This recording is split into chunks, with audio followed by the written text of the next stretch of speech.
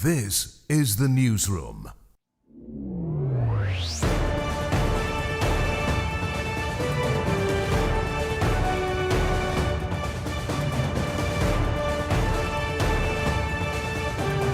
This is the newsroom for Friday, October 10, 2025. We're broadcasting to you on E1, SKAR TV, NTN, and TARZEE TV in Bartica. In the headlines, the PPPC tightened its regional grip on Friday, clinching Region 4's chairmanship as a dramatic tie in Region 10 left control of that RDC in limbo.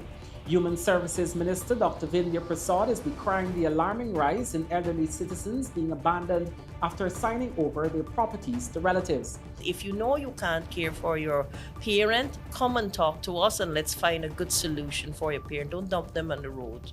CANU's James Singh says drones and satellite imaging are transforming drug eradication operations after a major marijuana bust in Upper Berbice. And in sport, Harpy Eagles Head Coach gives players strategic goals for inter-county Super 50 and West Indies toil on day one of second test.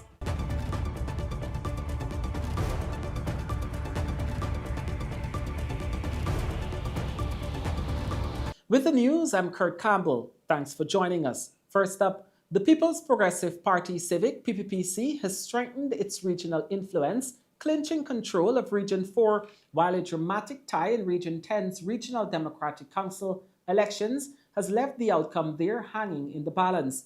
In Region 10, the contest for chairmanship ended in a 9-9 tie on Friday after the PPPC and Forward Guyana Movement councillors voted alongside a Partnership for National Unity APNU in support of its nominee, Dominic Blair.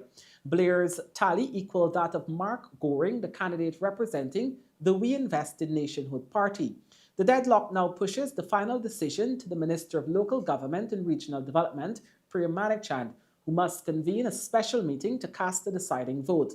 According to the official gazette, following the 2025 general and regional elections, the Region 10 RDC is made up of 9 councillors from WIN, 5 from APNU, 3 from the PPPC, and 1 from Forward Guyana.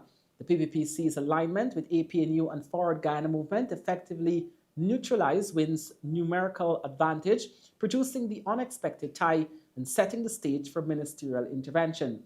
Meanwhile, in Region 4, Demerara Mahika, the PPPC secured a decisive victory with Chelmsford Belgrave elected as regional chairman. Belgrave garnered 18 votes to APNU's Seneca Haynes, who received 8. The Region 4 RDC, as gazetted, comprises 17 councillors from the PPPC, 9 from the APNU, 8 from WIN, and 1 from Forward Guyana. The Alliance for Change, AFC, and Assembly for Liberty and Prosperity also contested, but failed to win seats. Belgrave's election cements the PPPC's dominance in the country's most populous region, adding to a series of post-election gains that reinforce the governing party's control across several regional administrations. Minister of Human Services and Social Security, Dr. Vindhya Persaud, has expressed deep concern over the growing trend of elderly citizens signing over their properties to relatives, only to face neglect and abandonment shortly after. Speaking on an episode of Starting Point podcast aired on Friday, Dr. Persaud spoke about heartbreaking cases where seniors are left destitute soon after handing over ownership of their properties. She's also advocating for families to seek assistance from the ministry rather than abandoning their elderly relatives. My personal pet peeve is where seniors are signing over their properties to their family members. Now, don't get me wrong, I know that's their personal choice, but we see the fallout of it, where 2 weeks after someone signs over their entire house, they're on the road. Wow. They're abandoned at Hugo Chavez. And something else, we see a lot of dumping of seniors, whether at the hospitals or at any of our institutions. My thing is, if you know you can't care for your parent, come and talk to us and let's find a good solution for your parent. Don't dump them on the road. Because they're left out there to survive. And many of them are left unidentified as well at the Absolutely. hospital. Well, we now have a very good coordinated system with GPHC, where we're working with them. We have been doing it at the night shelter. That's where a lot of the indigent and homeless go, where they come on board. They've been doing surgeries for us. We have eye care happening regularly. The infectious unit is there. The dental unit is there, because what people don't know, when persons come at the night shelter, we can't confine them. The law is very old, and that's something we need to look at. We cannot lock people up, and we shouldn't be locking people up. They're free to leave. But while they're there, they not only have shelter and meals. We tell you now that local law enforcement has been using technologies such as drones, satellite imagery, and remote sensors in the eradication of illegal drugs. This was revealed by head of the Customs Anti-Narcotic Unit CANU, James Singh, during an engagement with reporters this week. Singh said technology is a strong tool, but Guyana is still testing what works and what doesn't for various parts of the country. Recently, ranks conducted a narcotics eradication operation in Upper Berbice River area, destroying farms with several acres of marijuana worth millions of dollars. The use of drones played an integral role in the 4-day operation.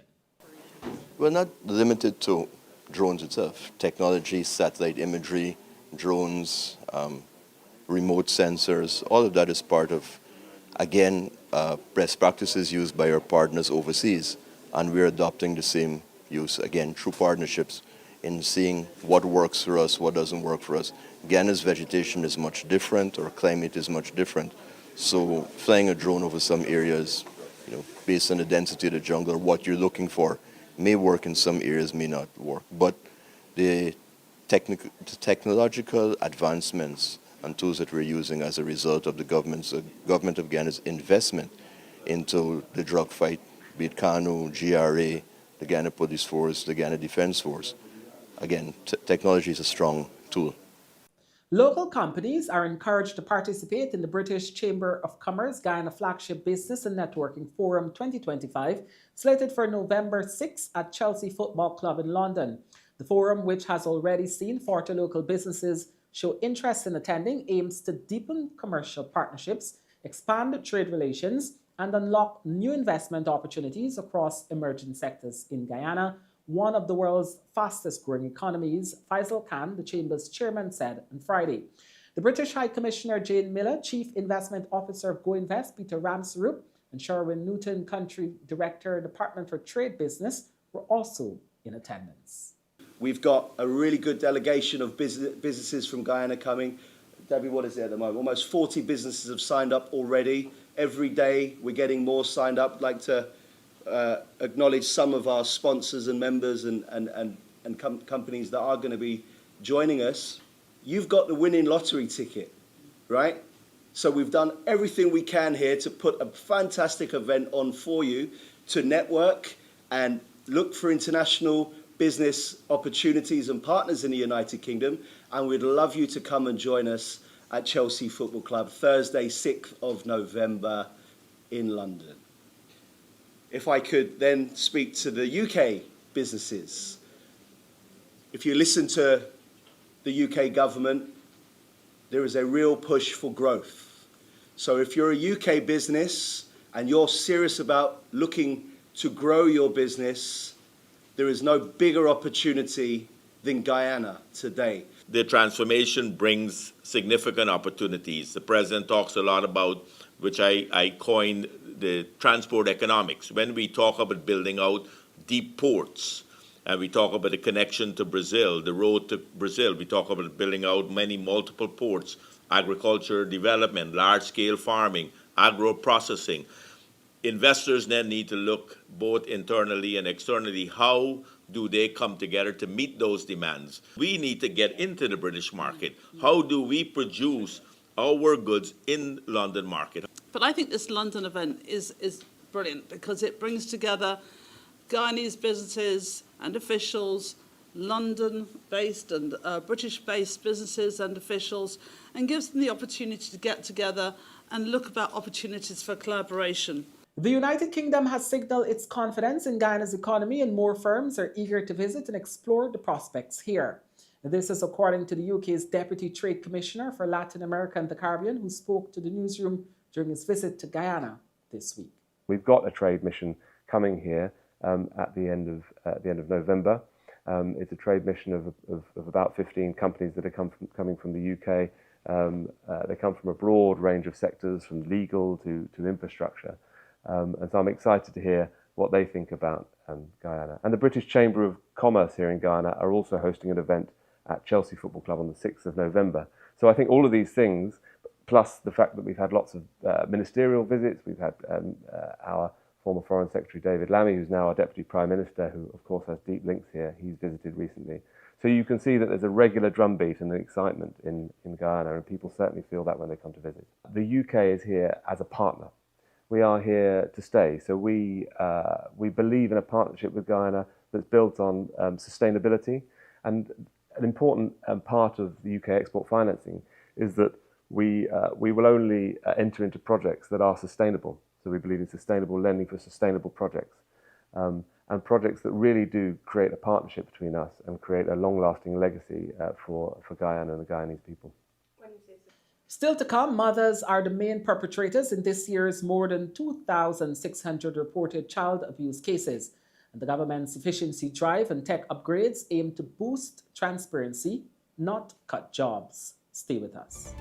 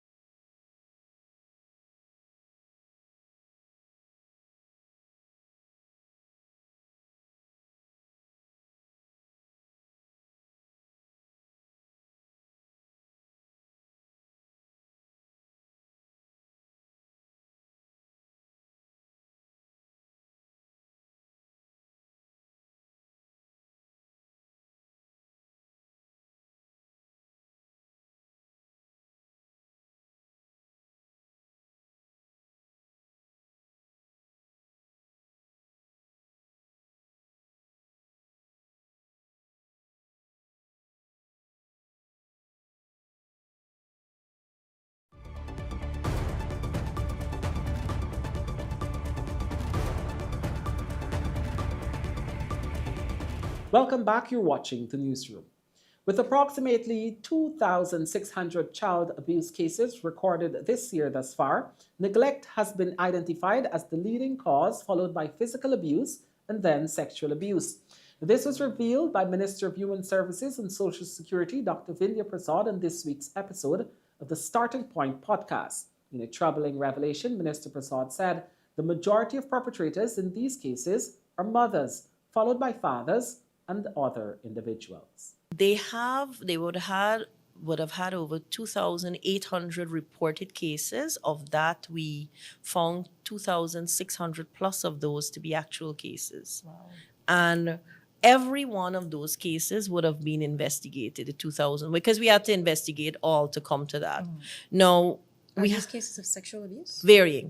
Now, the topmost cause is neglect, not sexual abuse as you would think of it. In fact, in the highest percentage is neglect, then comes physical abuse, then comes sexual abuse. In terms of perpetrators, the people at the top of the list are actually mothers, then fathers, then anyone else. And so when we speak of abuse, it includes neglect. So it's not just 2,000 plus cases of sexual abuse. Right. So what we have been doing, several things. We have started 3 years ago the Street Light Project. This was a recognition of children on the street for various reasons. Children on the street begging, yes, but children on the street engaging in all kinds of things. That is neglect. And so we have picked up 30 children this year, and we have worked with not only the child, but their families. We've worked with those children through Child Protection Agency or the Family Enhancement Services Unit. The FES unit has a structure where they do what we call a YSET test. That was worked on with us through USAID. It's an upgraded test of the entire family situation, where we work with child and family to have a semblance of less dysfunctionality or more normalcy in the home. And we work with everybody. Through the child care agency, 50% of that 30, we would have directly assisted them with everything from support on welfare, helping with employment, you name it, we have done it.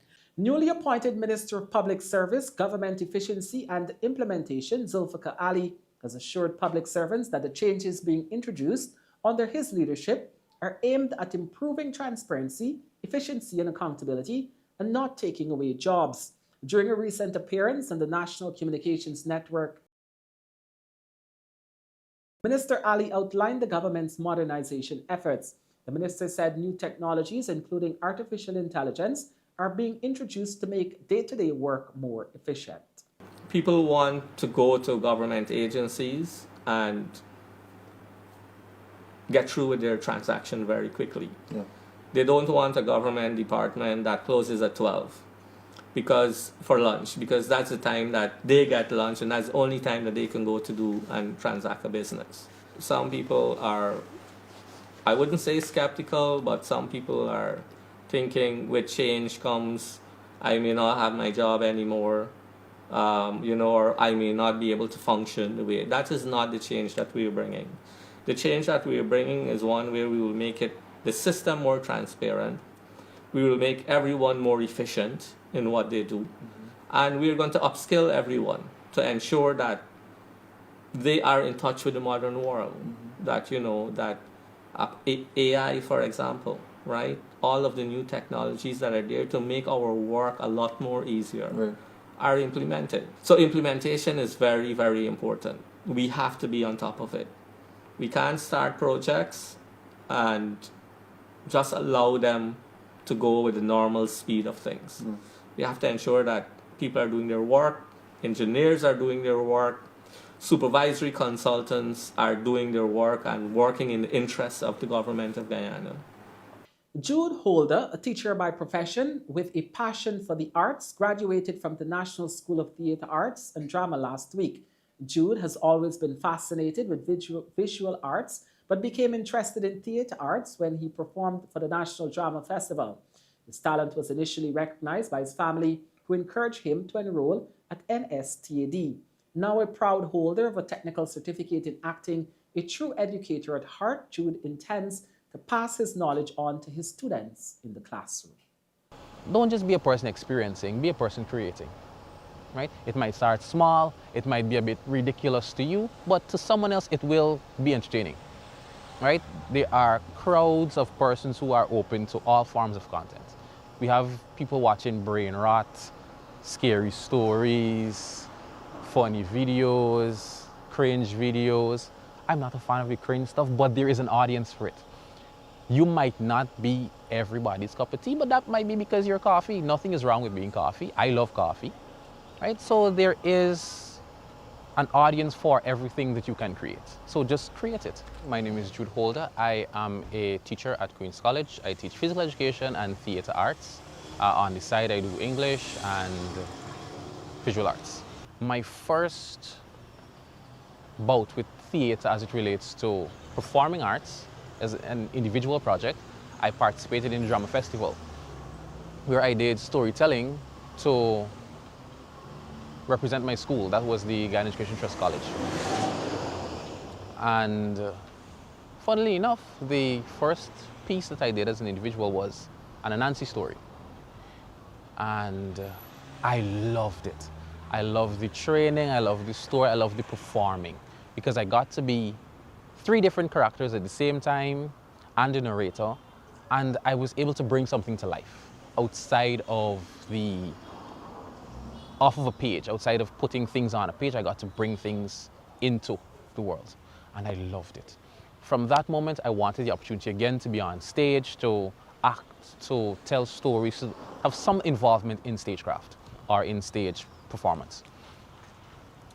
When I heard about the National School of Theatre Arts and Drama, I was a bit hesitant because my sister was applying, my mother applied, and I was there like, do I have the time?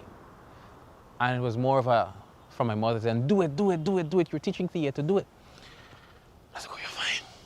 I'll apply, I'll sign up. And it took off from there, and I loved every moment of the experience, of the classes, of the people that I interacted with, of the things that I got to experience in the classroom, out of the classroom. An actor is a performer, not just an actor, dancers too. We are products. And it might sound capitalistic, but you are something for someone to witness, something for someone to enjoy. You are a form of entertainment. So it's not just about marketing the piece that you're performing, it's about marketing yourself as a product as well. How valuable are you? And in the value of the individual, we have to understand too that value increases. And to increase your value, you too would need to learn. You would need exposure, you would need to attend the classes, you would need to read, you would need to experience things. With this knowledge, I intend to take it back to my school, that's one. Because there are so many things that I would have learned that I know my students would be interested in, that I know can benefit them, and that they would enjoy. For instance, my current 4th form theatre class, I have tweaked a bit of the syllabus, don't tell anybody, but I have done a bit of tweaking, and right now we are working on creating our own movies. So our students are looking at writing scripts and creating movies, and this is phenomenal for them. Because again, like I mentioned before, we are accustomed to experiencing, but we're not accustomed to being a part of the experience.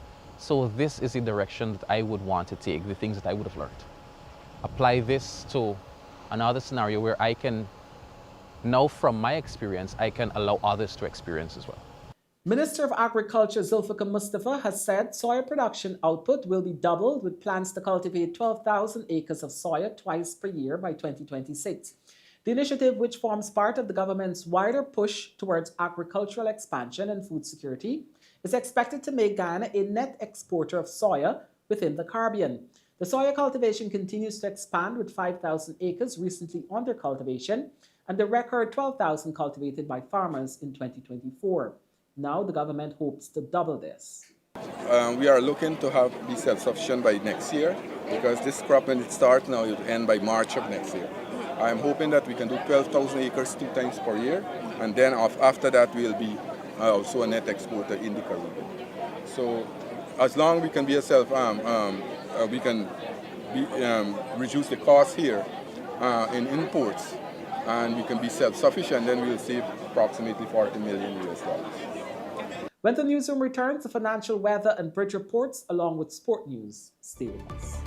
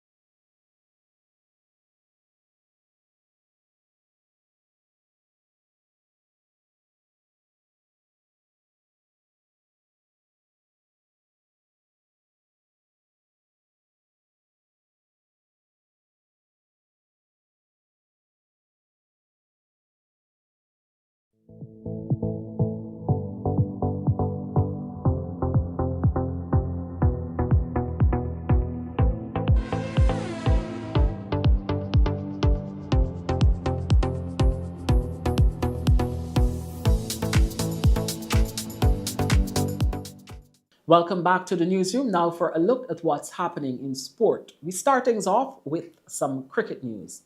Guyana Harpy Eagles head coach Ryan Hercules is laying out a blueprint for players in the upcoming Queensway Senior Inter-County Tournament, which commences on Saturday at Hampton Court in Essequibo. Hercules, working in tandem with the Harpy Eagles analysts and the 4 head coaches of the teams in the Inter-County Tournament, has set specific targets for batsmen and bowlers throughout different phases of the match.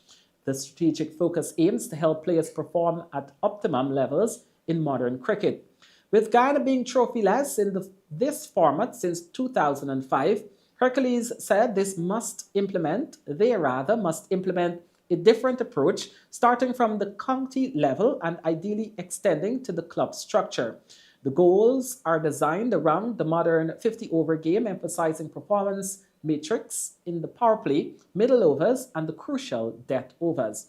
This move signals a shift from relying solely on natural talent to embracing a more analytical and planned approach to match execution.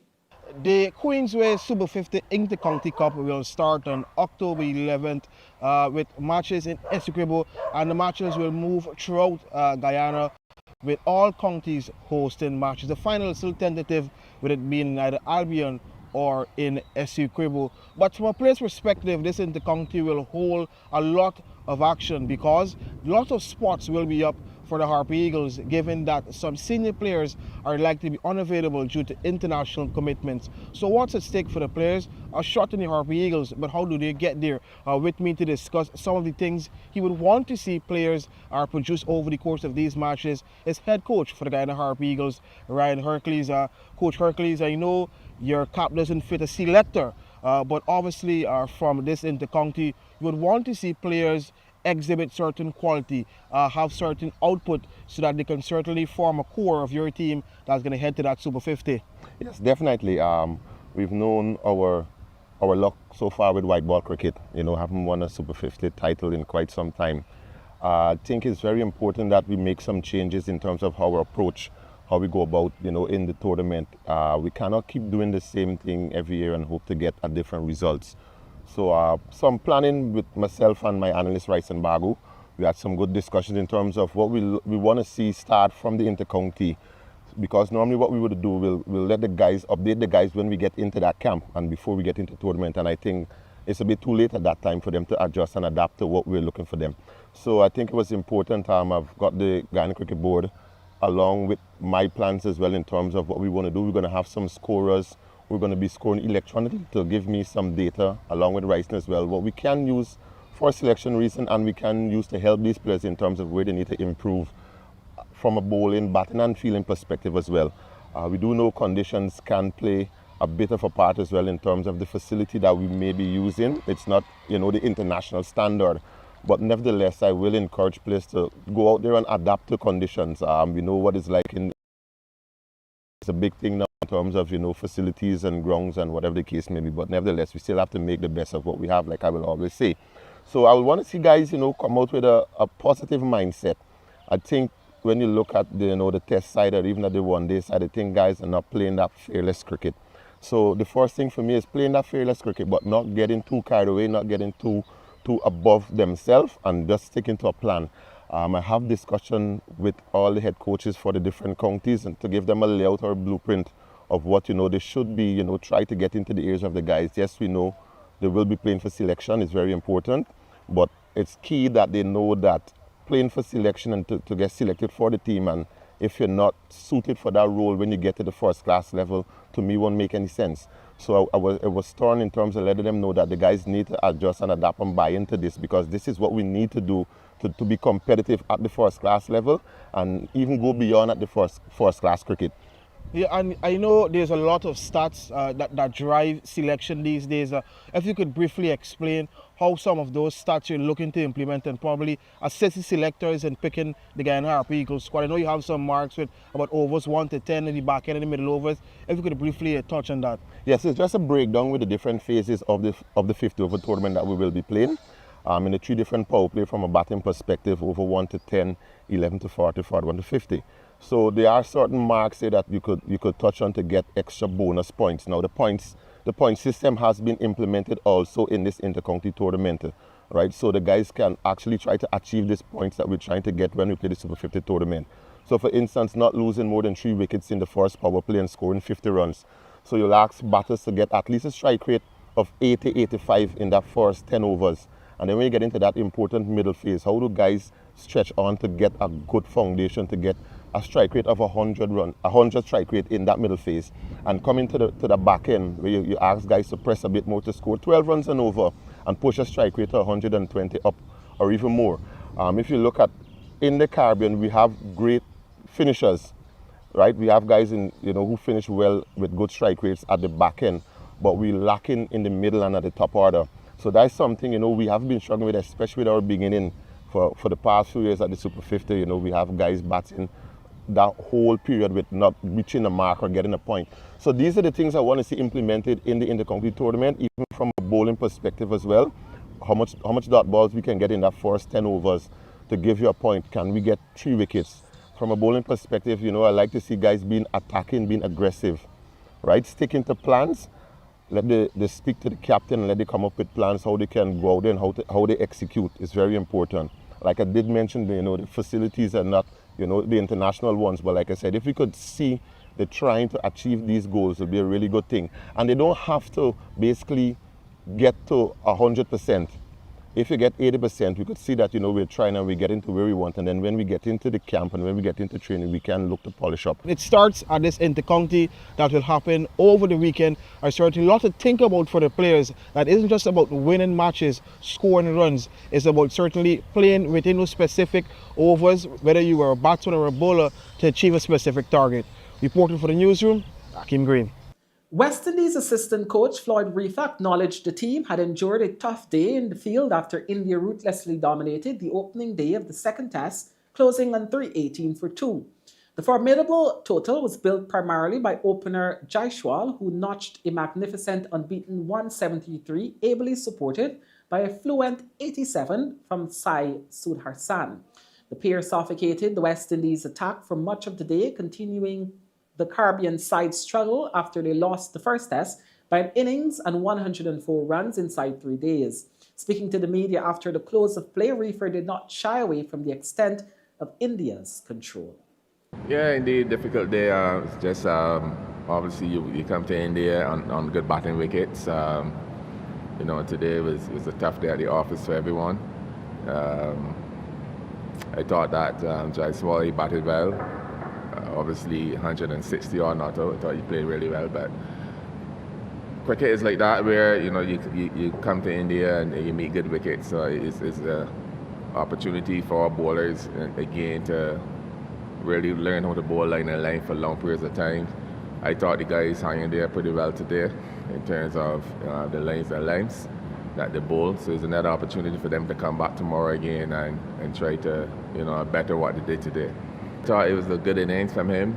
Actually, he batted all day, which is a big plus for any young batter to bat a whole day in Test cricket.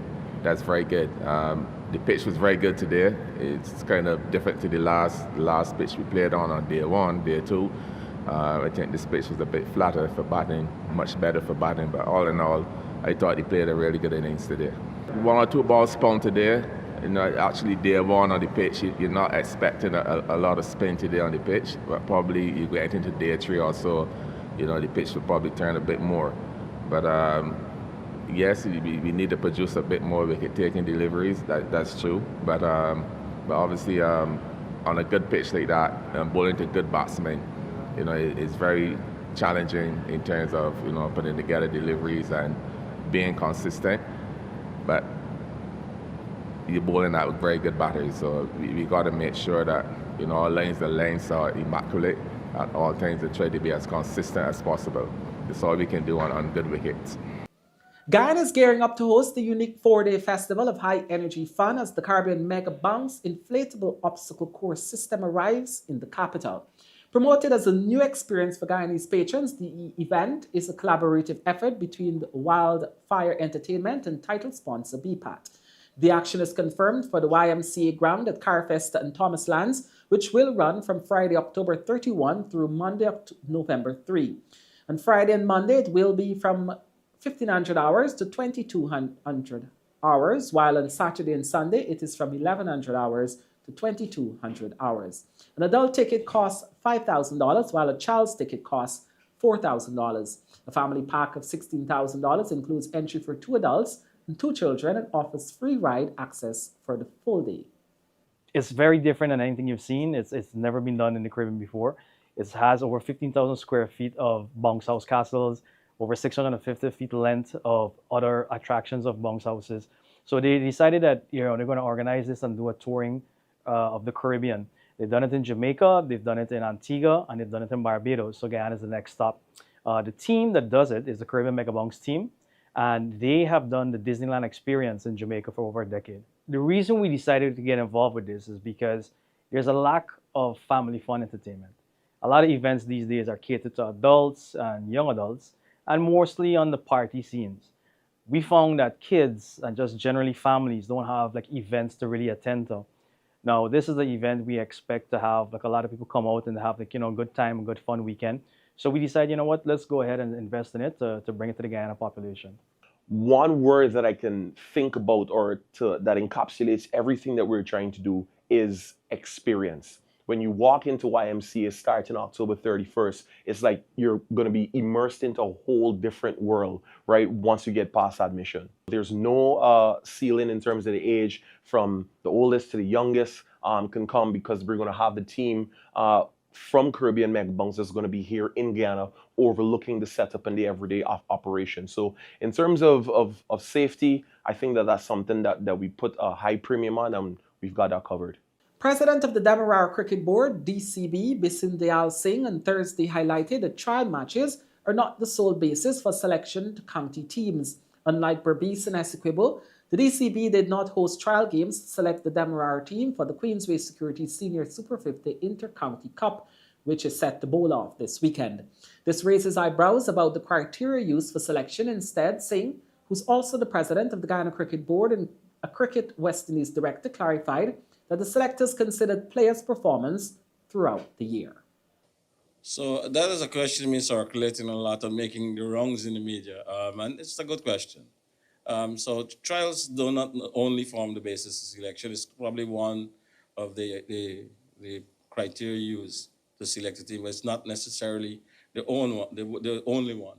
Selectors from time to time are tasked with the responsibility not only to look at one tournament, to look at them the entire year performance. So you could do well in 2024 and waste everybody's time in 2025. Doesn't mean that you qualify to be selected. So the thing is, the selector's job is not to you come to congregate in one place, have a trial, and based on that trial, you select a team. To me, it's a false basis. You need to be working year round to look at players, and that's why a selector's job is everybody's business. You will always find that people across the world, they're not happy with selection. You always find that, because everybody's a selector. But the selectors are generally technical people, and they know what they're faced with, and that's what they're looking for. And that's why sometimes you have to give credit to them. It's not very often selectors are given kudos and a great thank you for all the hard work they've been doing. Most of the time they're blamed for things that I don't know if it's out of everybody have their own favorite player and would like to see them in the team. However, and I must say this, only 60 players can participate in this tournament. We probably got, like for example, the selectors 11. The 3 county board chairmen were asked to bring 15. So you had 45 players assembled in a Guyana selection panel to come up with 15. You know how disappointed it is to people? They have to go home back. And they would know the Guyana is a small place, that their name went up for selection. That doesn't mean that you must go in despair. Tomorrow, 2026 is there. Go home, as Barack Obama said, dust off, pick yourself up and move on. Selectors don't have enough in their mind what they want to play in 2026. They know what's going on in 2025. So you can feature big in 2026. It is up to you. That's how selection process works.